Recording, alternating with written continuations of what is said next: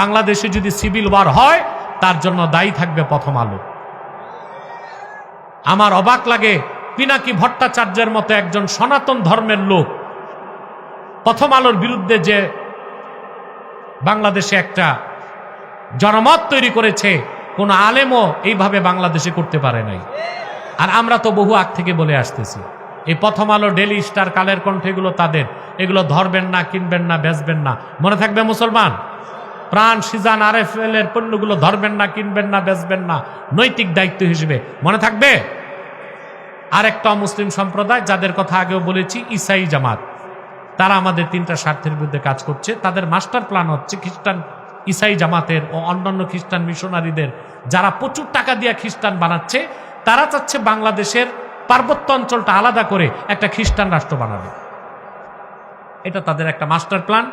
আমি এই কথা বলেছি 10 বছর আগে, হাসিনা পতনের 3 মাস আগে কথাটা বলছে, কিন্তু লেডি আগে তো শোনো নাই, যখন শুনছো তখন আর টাইম নাই, তখন আর টাইম নাই। এক কাপড়ে দেশ ছেড়ে ভাগতে হয়েছে। আলেমরা তোমার শত্রু ছিল না, কল্যাণ চাইতো, আর আলেমদেরকে নির্যাতন করছো, নিপীড়ন করছো, মিথ্যা মামলা দিচ্ছ, অত্যাচার করছো, আয়না ঘরের মতো একটা নির্দিষ্ট জায়গায় রেখে যে নির্যাতন মানুষকে তুমি করেছো। Genghis Khan, Hulagu Khan, Ayub খানও মানুষকে এইভাবে কষ্ট দেয় না। সে খেসারত তোমাকে দিতে হচ্ছে, ঠিক কিনা? তো শুনছে তখন, যখন আর করার কিছু।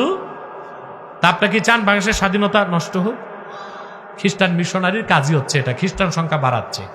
পূর্ব তিমুর, ইন্দোনেশিয়ার পূর্ব তিমুর, খ্রিস্টান সংখ্যা বেড়ে গেছে, ওরা কিন্তু স্বাধীন করে ফেলছে। ভারতের মণিপুর, খ্রিস্টান সংখ্যা বেড়ে গেছে, যে কোনো দিন শুনবেন মণিপুর স্বাধীন, খ্রিস্টান রাষ্ট্র হবে। সুদানের দারফুর, খ্রিস্টান সংখ্যা বেড়ে গেছে, এখন এটা স্বাধীন হয়ে খ্রিস্টান রাষ্ট্র হয়েছে। খ্রিস্টান মিশনারি কাজ করছে, খ্রিস্টান সংখ্যা বাড়াচ্ছে।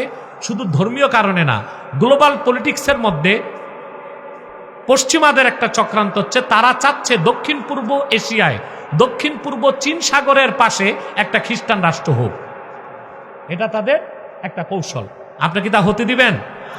সেজন্য ইসাই জামাত আর খ্রিস্টান মিশনারির বিরুদ্ধে ঐক্যবদ্ধ হবেন। কথা বলে না।